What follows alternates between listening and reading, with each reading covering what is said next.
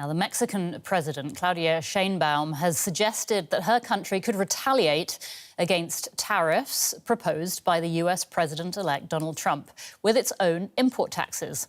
Sheinbaum also warned of dire economic consequences for both sides. Trump has threatened to impose 25% import duties on Mexico and on Canada unless they clamp down on migrants and drugs crossing the border. Now, Sheinbaum said Mexico had already done a lot to stem the flow of migrants and that US demand is responsible for the flow of drugs.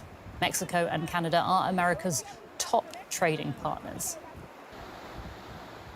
Now, Mexico's president argued that tariffs would hurt both countries and especially US companies based in Mexico. After one tariff will come another and another until we put our common businesses at risk.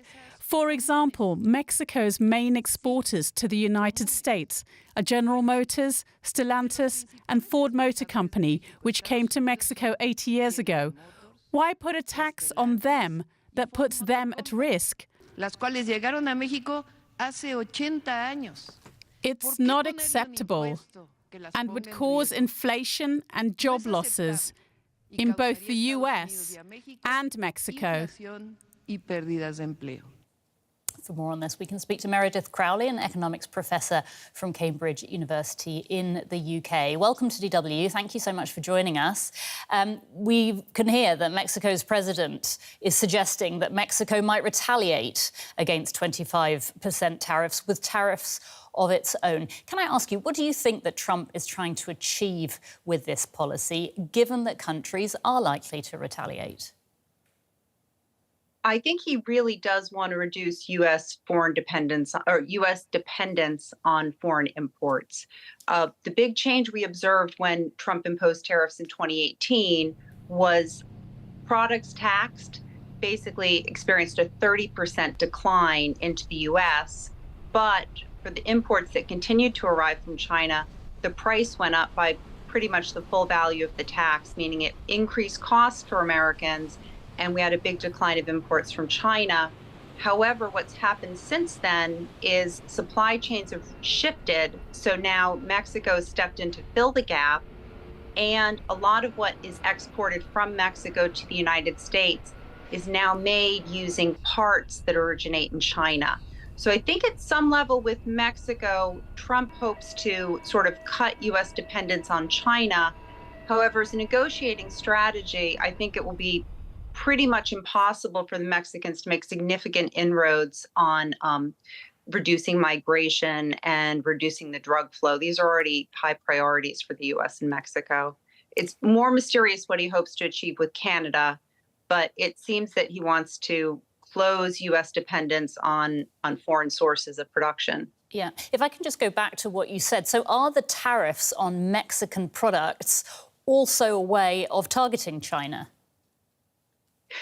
To some extent, yes, they are. So they will reduce demand in Mexico for Chinese parts going into cars, pieces, other types of manufactured goods, clothing. And so by restricting imports from Mexico, they're having a deeper impact into China. But even with the tariffs that Trump imposed in 2018, China remains the U.S.'s third biggest source of imports after Mexico and Canada. So it's a more significant partner than Germany, than the UK, than Japan. So right now, we are still in the US dependent on China. Right. Trump has, of course, spoken in the past, hasn't he, about how he wants to attract industry back into the US. As you were saying, the US has had tariffs on imports from China for at least 6 years. So they haven't attracted industry and manufacturing back into the US particularly? Not hugely, but there has been some growth, both through the Trump tariffs, and then Joe Biden had a lot of extensive industrial subsidies to support electric vehicle manufacturing, a green transition. And those two programs give money to US-based producers, as well as the tariffs have shifted some production into the US. The challenge, though, is a lot of that production is highly automated, modern, and efficient. So it doesn't bring a huge number of jobs. You mentioned Canada earlier. Do you know or can you guess what Trump's strategy is with threatening tariffs on Canadian imports? That is really surprising to me. I think, if anything, the only thing I can imagine is that he was concerned that Mexican merchandise would go into Canada and then the US would import it in through Canada if he didn't raise tariffs on Canada at the same time as Mexico. That he was trying to prevent a circumvention.